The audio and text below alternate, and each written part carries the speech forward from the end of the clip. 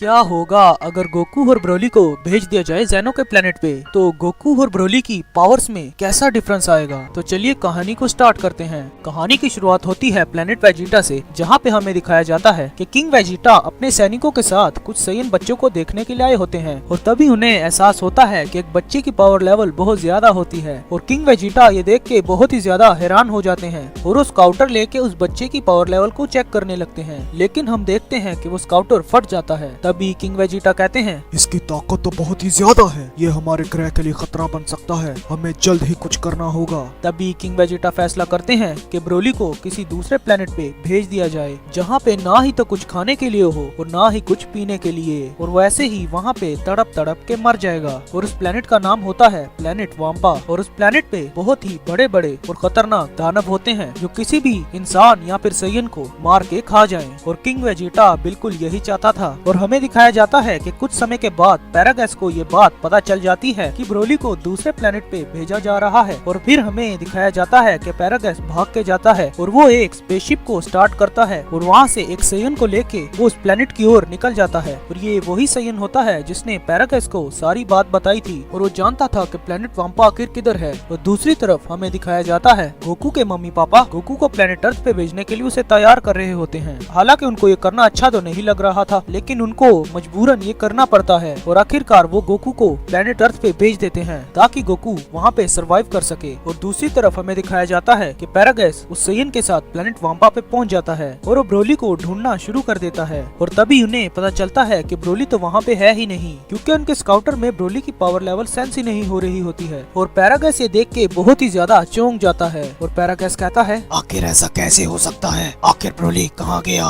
उसे तो यहीं कहीं पर होना चाहिए था, कहीं उसे किसी दानव ने खा तो नहीं लिया। लेकिन रुको जरा, ब्रोली इतना भी कमजोर नहीं है, उसके पास बहुत ज्यादा ताकत है और वो बहुत ज्यादा ताकतवर है। और तभी पैरागैस उस दूसरे सैयन पर बहुत ज्यादा गुस्सा हो जाता है और वो कहता है, तो ये सब तुम्हारा किया धरा है, तुम किंग वेजिटा के साथ मिले हुए हो और तुम मुझे भटकाने के लिए यहाँ पर लेके आए हो। आखिर मुझे सच सच बताओ कि ब्रोली आखिर कहाँ पर है, वरना मैं तुम्हें यहीं पर ही खत्म कर दूंगा। तभी वो सैयन घबराता हुआ कहता है, मैं बिल्कुल सच कह रहा हूँ, ब्रोली को यहीं पर ही भेजा गया था। ब्रोली की शक्ति काफी ज्यादा थी, इसीलिए किंग वेजिटा ने उसे यहाँ पर मरने के लिए भेज दिया। मैं बिल्कुल सच कह रहा हूँ, मेरी बात का यकीन कीजिए। इसका मतलब तुम भी मेरे बेटे को मारना चाहते थे, है ना? और तुम्हें भी जिंदा रहने का कोई भी हक नहीं है। तभी हमें दिखाया जाता है कि पैरागैस अपनी गन निकाल के उस दूसरे सैयन को मार डालता है और तभी पैरागैस वहाँ से जाने लगता है। लेकिन फिर पैरागैस देखता है कि उसकी शिप में कुछ खराबी आ गई है और वो उसी प्लेनेट पर फंस जाता है। और तभी हमें दिखाया जाता है कि ब्रोली का शिप प्लेनेट वेजिटा से तो निकला था, लेकिन वो प्लेनेट वाम्पा पर पहुँच नहीं पाता। तो आखिर ब्रोली का शिप गया तो गया कहाँ? और तभी हमें दिखाया जाता है कि ग्रैंड प्रिंस सारी यूनिवर्स में ट्रेवल कर रहे होते हैं और वो ये देख रहे होते हैं कि सारे गॉड ऑफ डिस्ट्रक्शन अपना काम ठीक से कर रहे हैं कि नहीं। और तभी हमें दिखाया जाता है कि ग्रैंड प्रिस्ट जब ट्रेवल कर रहे होते हैं तभी उनके सामने से दो अजीब सी चीजें जाती हैं और उनकी तरफ ग्रैंड प्रिस्ट का पूरा ध्यान चला जाता है और ग्रैंड प्रिस्ट सोच में पड़ जाते हैं कि आखिर यह है क्या चीज। और तभी ग्रैंड प्रिस्ट कहते हैं, शायद मुझे इसे देखना चाहिए। और तभी हमें दिखाया जाता है कि ग्रैंड प्रिस्ट अपनी पावर्स का यूज करके उन दोनों स्पेसशिप को रोक देते हैं और हमें दिखाया जाता है उस स्पेसशिप के रुकते ही उनमें से एक बच्चे के सर पे चोट लग जाती है और वो बच्चा और कोई नहीं, हमारा अपना गोकू होता है। तभी ग्रैंड प्रिस्ट गोकू और ब्रोली पर एक स्पेशल बैरियर लगा देते हैं और गोकू और ब्रोली वो दोनों जिंदा बच जाते हैं। और तभी ग्रैंड प्रिस्ट ये नोटिस करते हैं कि ये दोनों कोई आम बच्चे नहीं हैं, क्योंकि अगर वो कोई नॉर्मल बच्चा होता तो वो उस बैरियर को झेल नहीं पाता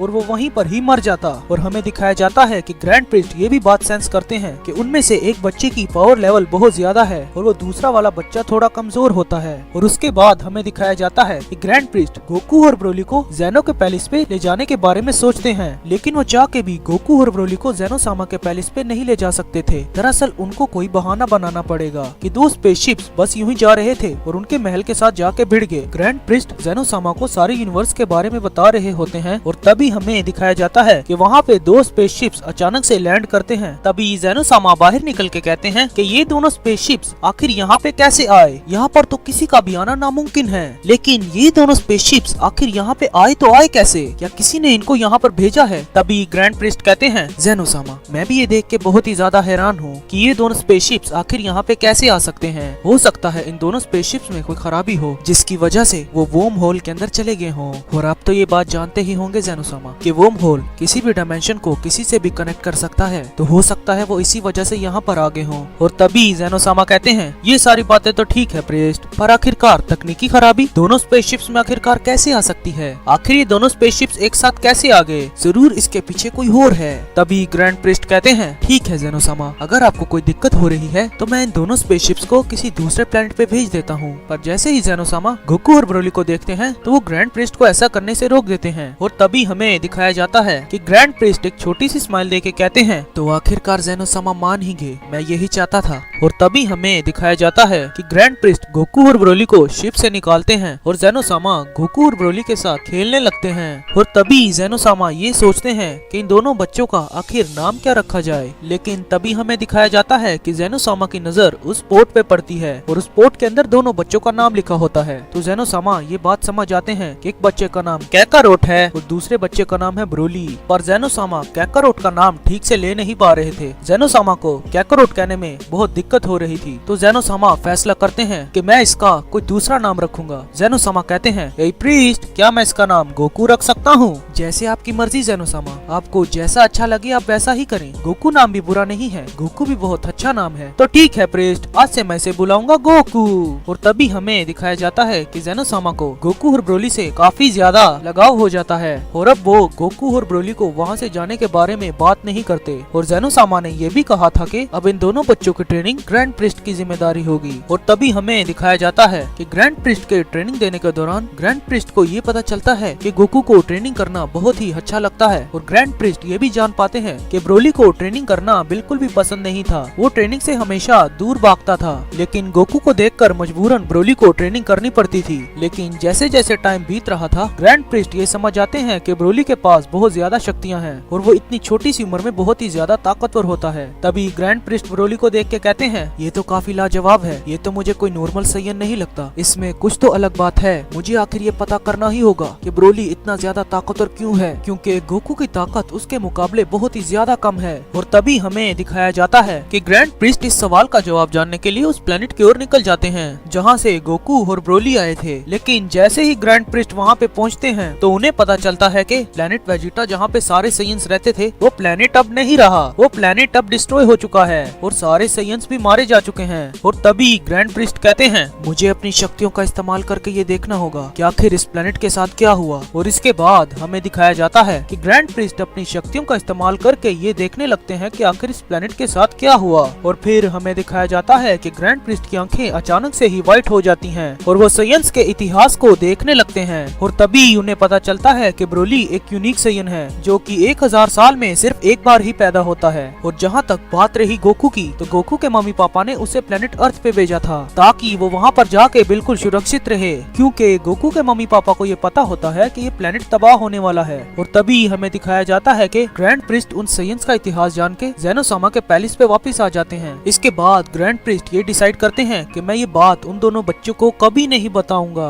और तभी ग्रैंड प्रिस्ट गोकू से कहते हैं कि अगर ब्रोली से तुमने ज्यादा ताकतवर बनना है तो तुम्हें बहुत ही ज्यादा मेहनत करनी होगी। और ये बात सुन के गोकू बहुत ही ज्यादा एक्साइटेड हो जाता है, क्योंकि गोकू को ट्रेनिंग करना और मेहनत करना बहुत ही ज्यादा पसंद था। और ये बात गोकू बहुत ही अच्छे से जानता था कि ब्रोली कोई आम सैयन नहीं है, वो बहुत ही ज्यादा ताकतवर सैयन है और ब्रोली से आगे निकलने के लिए गोकू को बहुत ज्यादा मेहनत करनी पड़ेगी। और फिर हमें दिखाया जाता है कुछ समय के बाद गोकू और ब्रोली आपस में बहुत ज्यादा घुल मिल जाते हैं और एक भाई की तरह आपस में रहने लगते हैं। और गोकू ग्रैंड प्रिस्ट के साथ बहुत ही ज्यादा ट्रेनिंग करने लगता है, लेकिन वहीं ब्रोली ग्रैंड प्रिस्ट के साथ बिल्कुल भी ट्रेनिंग नहीं करना चाहता था, क्योंकि उसे ट्रेनिंग करना बिल्कुल भी पसंद नहीं था। अपनी ट्रेनिंग के बदौलत हमें दिखाया जाता है कि गोकू सुपर सेन गोड को अचीव कर लेता है और उसे देखकर ज़ेनोसामा बहुत ज्यादा खुश हो जाते हैं। ज़ेनोसामा गोकू के नए फॉर्म को देखकर बहुत ही ज्यादा खुश होते हैं, लेकिन उन्हें ब्रोली को देखकर थोड़ा सा बुरा लगता है, क्योंकि गोकू तो बहुत मेहनत करता था लेकिन ब्रोली ट्रेनिंग से बहुत ही ज्यादा भागता था।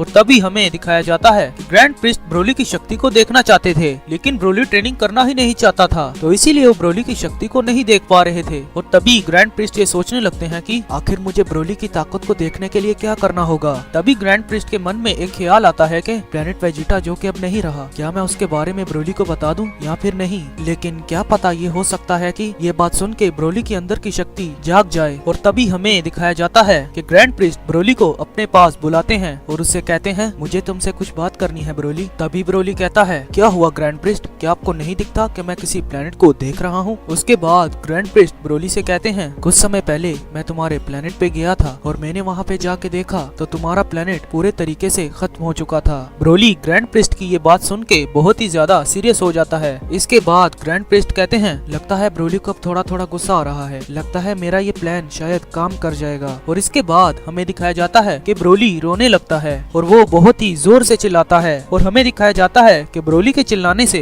ज़ेनोसामा का पैलेस हिलने लगता है। और फिर हमें दिखाया जाता है कि ब्रोली का हमें एक नया सुपर सैयन लेजेंडरी फॉर्म देखने के लिए मिलता है और गोकू ब्रोली को देख के बहुत ही ज्यादा चौंक जाता है और वो कहता है, आखिरकार मेरे भाई के अंदर जो शक्ति छुपी थी वो जाग उठी है, अब हमें ट्रेनिंग करने में और भी ज्यादा मजा आएगा। और फिर हमें दिखाया जाता है कि ब्रोली अपना पूरे तरीके से कंट्रोल खो देता है क्योंकि ब्रोली बेकाबू हो चुका था। और तभी हमें दिखाया जाता है कि गोकू सुपर सैयन गॉड में ट्रांसफॉर्म होके ब्रोली का सामना करने के लिए तैयार हो जाता है। और तभी हमें दिखाया जाता है कि गोकू ब्रोली के एक टांग पकड़ता है और उसे ज़ेनोसामा की तरफ फेंक देता है और ज़ेनोसामा के गार्डियंस ब्रोली को पकड़ लेते हैं। गोकू ऐसा देख उन दोनों गार्डियन से कहता है कि ब्रोली को छोड़ दो।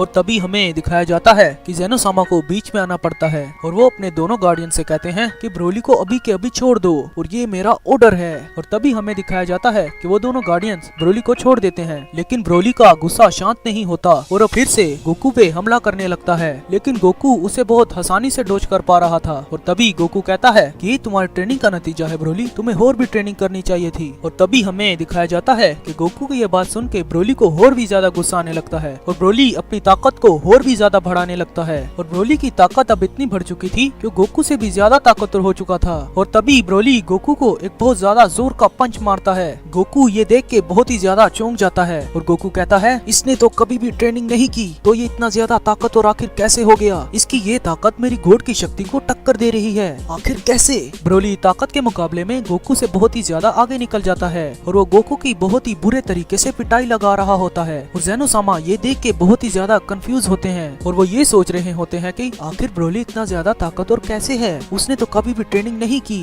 लेकिन इसके अंदर की शक्ति तो गॉड की शक्ति से बहुत ज्यादा ऊपर है। ब्रोली गोकू को बहुत ही बुरे तरीके से मार रहा होता है और तभी अचानक से ही बीच में ग्रैंड प्रिस्ट आ जाते हैं और वो गोकू को बचा लेते हैं और वो ब्रोली के सर पे अपने हाथ से एक पंच मारते हैं और ब्रोली उस पंच से बेहोश हो जाता है। और तभी हमें दिखाया जाता है कि ग्रैंड प्रिस्ट गोकू को वो सारी बातें बता देते हैं जो उसके प्लेनेट के साथ हुई थी, लेकिन ये ग्रैंड प्रिस्ट की बहुत बड़ी गलती होती है जो कि शायद उन्हें नहीं करनी चाहिए थी। पार्ट 1 में आप सबने देखा कि किंग वेजिटा अपने सैनिकों के साथ कुछ सैयन बच्चों को देखने के लिए आए होते हैं और तभी उन्हें एहसास होता है कि एक बच्चे की पावर लेवल बहुत ज्यादा होती है। और तभी किंग वेजिटा स्काउटर लेके उस बच्चे की पावर लेवल को चेक करने लगते हैं और जैसे ही किंग वेजिटा उस बच्चे के ऊपर वो स्काउटर रखते हैं तो तभी ही वो स्काउटर फट जाता है और तभी किंग वेजिटा ब्रोली को प्लेनेट वाम्पा पर भेज देते हैं। और दूसरी तरफ हमें दिखाया जाता है कि गोकू के मम्मी पापा गोकू को प्लेनेट अर्थ की तरफ भेजने के लिए तैयार कर रहे होते हैं और तभी ही गोकू के मम्मी पापा गोकू को प्लेनेट अर्थ की तरफ भेज देते हैं। और जैसे ही गोकू और ब्रोली के स्पेसशिप जब अपनी अपनी डेस्टिनेशन पर जा रहे होते हैं तो ग्रैंड प्रिस्ट उन दोनों स्पेसशिप्स को देख लेते हैं और फिर ग्रैंड प्रिस्ट गोकू और ब्रोली को अपने साथ ले जाते हैं और ग्रैंड प्रिस्ट गोकू और ब्रोली को काफी सारी ट्रेनिंग देते हैं। और तभी हमें दिखाया जाता है कि गोकू अपनी ट्रेनिंग के बदौलत सुपर सैयन गॉड को अचीव कर लेता है और वहीं ब्रोली लेजेंडरी सुपर सैयन को ले लेता है। और फिर हमें दिखाया जाता है कि ग्रैंड प्रिस्ट गोकू और ब्रोली को वो सारी बातें बता देते हैं जो उन दोनों के प्लेनेट के साथ हुई थी। और अब आगे तभी हमें दिखाया जाता है कि ग्रैंड प्रिस्ट गोकू को उसके मम्मी पापा के बारे में सब कुछ बता देते हैं। गोकू को ये पता चल जाता है कि वो और उसके पेरेंट्स प्लेनेट वेजिटा से थे और जब प्लेनेट वेजिटा डिस्ट्रॉय हुआ तो वो उसके साथ ही खत्म हो गए। और इसके बाद ग्रैंड प्रिस्ट गोकू को बताते हैं कि उनके मम्मी पापा ने गोकू को बचाने के लिए खुद को सैक्रिफाइस कर दिया और प्लेनेट वेजिटा को खत्म फ्रीजा ने किया था। गोकू को ये सब बातें जानने के बाद गोकू को प्लेनेट वेजिटा को लेके कोई भी रिग्रेट नहीं होती, पर उस इंसिडेंट में उसके मम्मी पापा मारे गए उसको लेके गोकू को बहुत ज्यादा ही दुख होता है। गोकू इस बात से बहुत ही ज्यादा गुस्सा हो जाता है और वो बहुत जोर से चिल्लाने लगता है। गोकू गुस्से में अपनी शक्ति को बहुत ज्यादा बढ़ाने लगता है और इससे पहले गोकू कुछ गड़बड़ करता ग्रैंड प्रिस्ट बीच में आके गोकू को रोक देते हैं क्योंकि गोकू को अपने आप पे काबू नहीं था। और तभी ग्रैंड प्रिस्ट कहते हैं, मैंने तुम्हें कहा था गोकू कि तुम्हें अपनी शक्ति पे काबू रखना होगा। मैंने तुम्हें पहले ही सिखा दिया था कि तुम्हें अपनी फीलिंग्स और अपने इमोशंस को कंट्रोल में रखना होगा। बहुत बार ऐसा हो सकता है कि तुम्हें किसी चीज से बहुत ज्यादा गुस्सा आ जाए, लेकिन तुम्हें हर हाल में अपने आप को कंट्रोल में रखना होगा। और अगर तुम ये नहीं कर पाते हो तो तुम काफी सारे प्लैनेट्स को डिस्ट्रॉय कर दोगे और इस चीज से तुम्हें जरा सा भी फायदा नहीं होगा। और हमें दिखाया जाता है कि ज़ेनो-सामा ये सब देख रहे होते हैं और तभी ज़ेनो-सामा ग्रैंड प्रीस्ट से कहते हैं, हे प्रीस्ट, मुझे लगता है शायद गोकू को थोड़ी और ज्यादा ट्रेनिंग की जरूरत है, क्योंकि अभी उसे बहुत कुछ सीखना है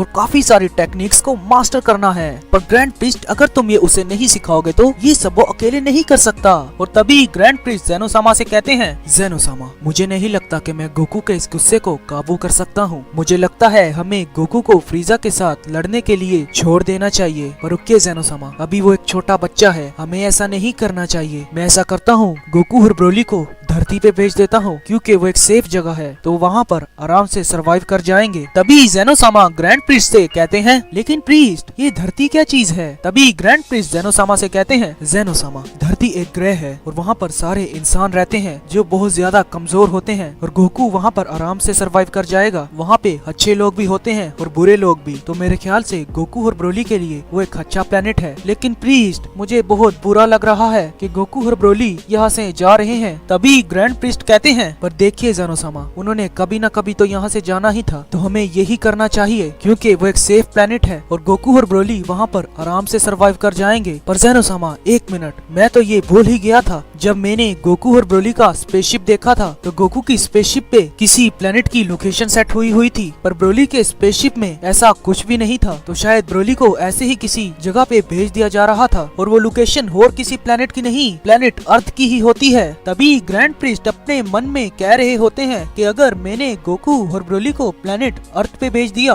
तो वो वहाँ से किसी न किसी तरीके से निकल के फ्रीजा से लड़ने के लिए जरूर जाएंगे, पर मुझे कुछ न कुछ तो करना होगा। और तभी हमें दिखाया जाता है कि ग्रैंड प्रीस्ट अपनी किसी टेक्निक से गोकू और ब्रोली की याददाश्त को मिटा देते हैं और ग्रैंड प्रीस्ट उन पे ये सेट करते हैं कि अगर वो दोनों अपनी गॉड की को मास्टर कर लेंगे तो उन दोनों को वो सब कुछ याद आ जाएगा जो उन दोनों ने यहाँ पर टाइम बिताया है। जैसे ही ग्रैंड प्रीस्ट गोकू और ब्रोली पर अपनी टेक्निक का यूज करते हैं तो गोकू और ब्रोली अपनी याददाश्त को भूल जाते हैं और गोकू और ब्रोली को प्लेनेट अर्थ पर भेज दिया जाता है। जब वो दोनों स्पेसशिप्स वहाँ पे पहुँचती हैं तभी वहाँ से एक बूढ़ा आदमी गुजर रहा होता है और वो बूढ़ा आदमी कहता है, ये क्या हुआ? आखिर मैंने अभी अभी क्या देखा? तभी वो बूढ़ा आदमी उन दोनों स्पेसशिप्स के पास जाता है। उन दोनों स्पेसशिप्स में दो बच्चों को देख के वो बूढ़ा आदमी कहता है, ये दो बच्चे ये यहाँ क्या कर रहे हैं और आखिर ये चीज क्या है? तभी उन दोनों बच्चों को देख के उस बूढ़े के दिल में काफी ज्यादा तरस आता है और वो उन दोनों बच्चों को अपने साथ लेकर चला जाता है। और मुझे लगता है कि आप सबको अब तक तो समझ आ ही गई होगी, वो बूढ़ा आदमी और कोई नहीं, ग्रैंडपा गोहान ही है। और अब तक गोकू जो कुछ भी है अच्छे दिल से लेके अपनी फैमिली का ख्याल रखने वाला, वो सब कुछ ग्रैंडपा गोहान की वजह से ही है। और अगर ग्रैंडपा गोहान गोकू की अच्छे से परवरिश नहीं करते तो आज हमें पता नहीं कि गोकू कैसा सैयन होता। तभी ग्रैंडपा गोहान गोकू और ब्रोली को ट्रेनिंग देते हैं। जैसे ही वो दोनों बड़े होने लगते हैं अचानक से ही गोकू फुल मून को देख लेता है, जिसकी वजह से वो उजारू में बदल जाता है और वो ग्रैंडपा गोहान को मार देता है। और फिर हमें दिखाया जाता है कि कुछ साल बीत जाते हैं जिसमें गोकू और ब्रोली ने काफी हद तक ग्रैंडपा गोहान की टेक्निक्स को मास्टर कर लिया होता है। तभी गोकू को भूख लग जाती है और वो मछली पकड़ने के लिए चला जाता है। अचानक से ही वहाँ पे कोई आने लगता है। तभी गोकू उसे देख के कहता है, आखिर ये क्या चीज है? जैसे ही गोकू उसके पास जाता है तो हमें दिखाया जाता है वो और कोई नहीं, मास्टर रोशी होते हैं और उन्होंने अपना टर्टल हर्मिट वाला सूट पहना होता है। तभी मास्टर रोशी गोकू को देख के कहते हैं, ये बच्चे को मैंने कहीं देखा है। तभी मास्टर रोशी को याद आता है और वो कहते हैं, मैंने इसे गोहान के साथ देखा था और इसके साथ इसका दोस्त भी होना चाहिए, मेरा मतलब इसका भाई। हाँ वो रहा वो। तभी गोकू मास्टर रोशी को देख के कहता है, हे बूढ़े मियाँ, तुम यहाँ क्या कर रहे हो? तभी मास्टर रोशी कहते हैं, हे बच्चे, गोहान कहाँ पर है? मैंने तुम्हें हमेशा गोहान के साथ देखा है। ग्रैंडपा गोहान का नाम सुन के गोकू कहता है कि आप मेरे ग्रैंडपा गोहान को कैसे जानते हैं? तभी मास्टर रोशी गोकू से कहते हैं, तो बच्चे वो तुम्हारे ग्रैंडपा हैं, मैं उनका भी मास्टर रह चुका हूँ, इसीलिए मैं उन्हें जानता हूँ। तभी गोकू मास्टर रोशी से कहता है, क्या आप मुझे ट्रेनिंग देना चाहेंगे? तभी मास्टर रोशी कहते हैं, मुझे वो वाली मैगजीन ला के दो। फिर मैं तुम्हें अच्छी ट्रेनिंग दूंगा। और तभी हमें दिखाया जाता है कि पीछे से क्रिलन भी आ रहा होता है और जैसे ही क्रिलन पहुंचता है और वो गोकू और ब्रोली को देख के काफी ज्यादा हैरान हो जाता है और वो कहता है, आखिर इन दोनों बच्चों के पास टेल कैसी है? तभी गोकू क्रिलन को देख के कहता है, हे तुम्हारी नाक किधर चली गई? तभी ब्रोली पीछे से गोकू को आवाज लगा के कहता है, गोकू जल्दी करो, मुझे भूख लगी हुई है। इसके बाद मास्टर रोशी टेल का सुन के कहते हैं, इसका मतलब इसने गोहान को